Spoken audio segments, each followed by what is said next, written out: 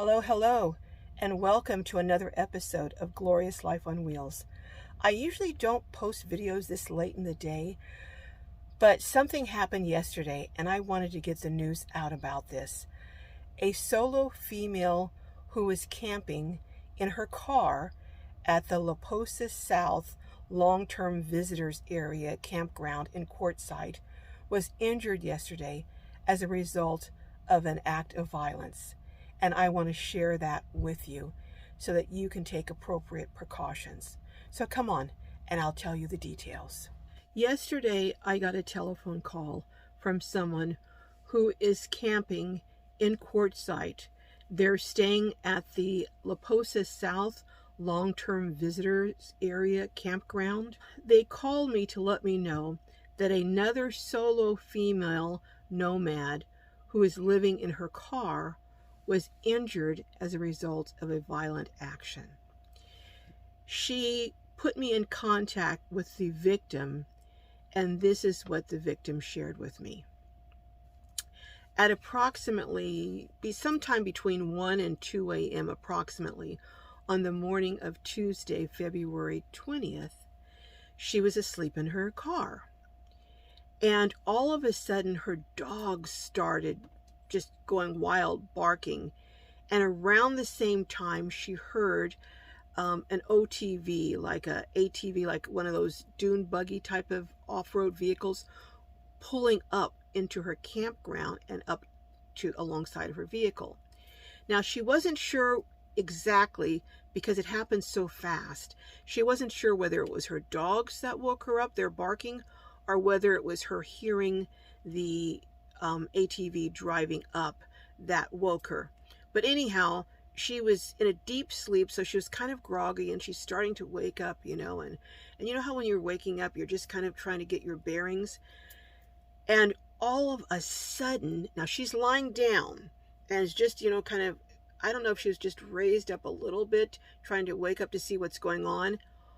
All of a sudden, there's this thunderous sound above her head, and she is just showered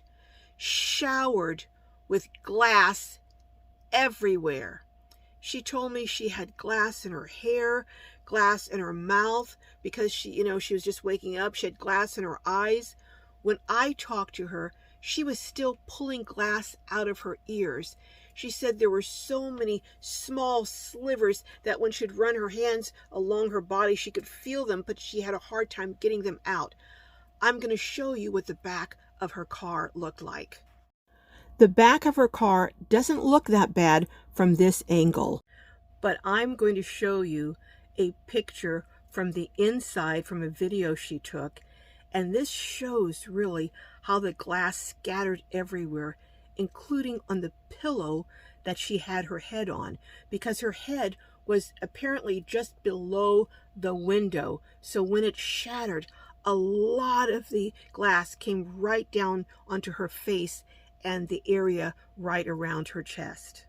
You can get a better idea from these pictures how much glass was on her pillow and also on the side and throughout her car.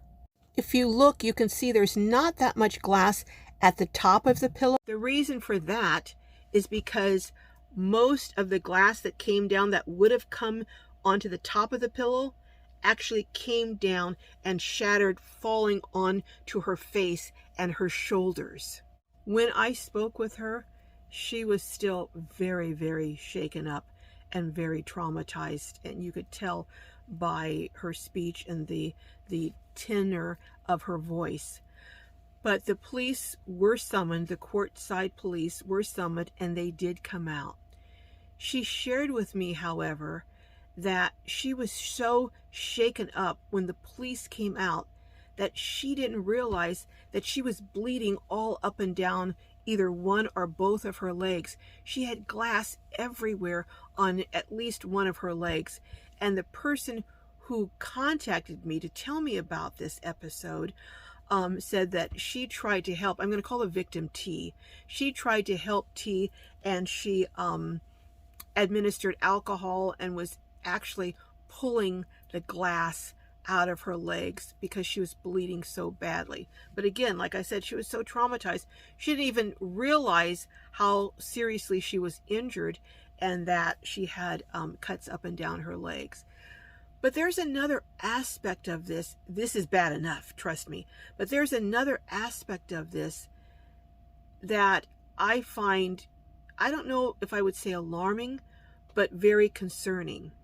And that is, according to the person who contacted me, another woman was approached shortly before this incident. The same ATV reportedly pulled into this solo female's camp, got out, and she, though, apparently heard them, and I don't know if she confronted them up close, but what I'm being told is she called out and let them know that she had enhanced protection, if you know what I mean. And that, I guess, drove them off because they scurried off in search of a more vulnerable, I guess, victim. But the fact that in these two incidents, they targeted solo females at this time in the morning, you just have to wonder. And as a reporter, you know, in the past, the question I would be asking rather is, did they scope out solo female women to target as victims? And if so, that's even more frightening. But again, the police came out, they took a report. I have been in contact with Quartzsite police, but the person that I was in contact with didn't have any additional information on the investigation. So I'm going to try to speak with the actual officer who took the report later on during the week. I also contacted the main office for BLM in that area, and I spoke with someone from the BLM. In fact, I spoke with two different individuals, and the person I spoke with is going to get back with me. She's going to check in and do some additional investigation and then get back with me. One of the questions that I posed to her was, who has jurisdiction over this? Since it occurred on federal lands, would the feds have jurisdiction over this, or do Quartzsite police have jurisdiction over this? The second question I have is, since it occurred on federal lands, since it involved the use of a deadly weapon, in that instance, the rock was about that size, so it wasn't a tiny little pebble. The rock, as it was used, would be considered a deadly weapon. So a deadly weapon was used on federal land to commit a crime that caused someone to sustain an injury. So would this not be an assault with a deadly weapon causing injury? Would this not elevate it to an even higher level of felony? So, you know, whoever did this, whatever hooligans did this, who knows their motive? Maybe it was to get attention. Maybe it was to frighten people and feel powerful. But what they may not have been thinking about is they have now committed what I think is a felony on federal lands. So now there's a good possibility, and in fact probability, that the feds will take over and be investigating this matter.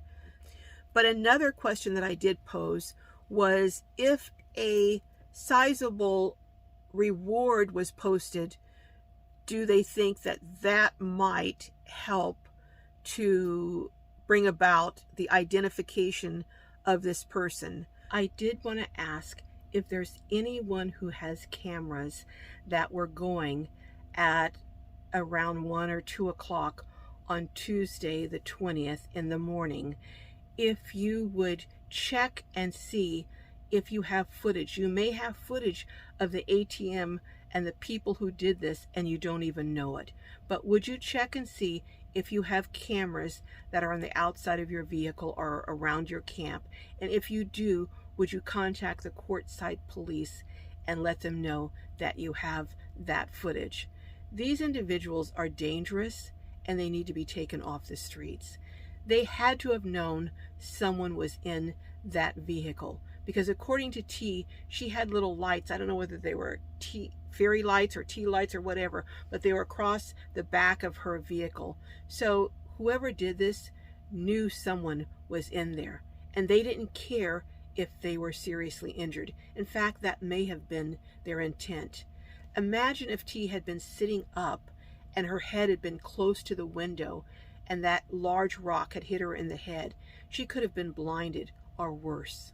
So if you have any information, do contact the Quartzsite police. In light of this incident and this violent act, I really wanted to take this time to encourage individuals, particularly solo female nomads that are out camping on BLM land. Would you consider camping near or with a group of people just for the safety of it? You don't necessarily have to be, in a circle or something, but near someone else. So if something happens, there's someone nearby. Also, if you would consider perhaps putting lights on, and there's inexpensive lights you can attach to the outside of your vehicle that will come on when anyone gets within a certain number of feet. And the last thing I would strongly suggest is that you get the telephone numbers of at least a couple of people who are parked nearby you. So if something happens 2, 3 o'clock in the morning, of course the police are going to respond, and I've heard they responded very quickly. But someone who is nearby is able to get there much more quickly if they're just 10, 15 feet from you. So I would, again, encourage you to, maybe you don't want to be part of a community per se, but at least get the phone number the phone numbers for people nearby so you can call someone if you needed to reach out for help in the middle of the night. All right, well, I will keep you posted as information becomes available to me. I did hear, but this is rumors right now, that they believe these same individuals, because we think there were 2 people in the off-road vehicle, or little dune buggy, whatever you call it. They believe that they may have done some other vandalism to some other sites. But just be alert, stay aware, and take the appropriate precautions to stay safe. All right, may your journeys be filled with joy and blessings, and I will see you down the road.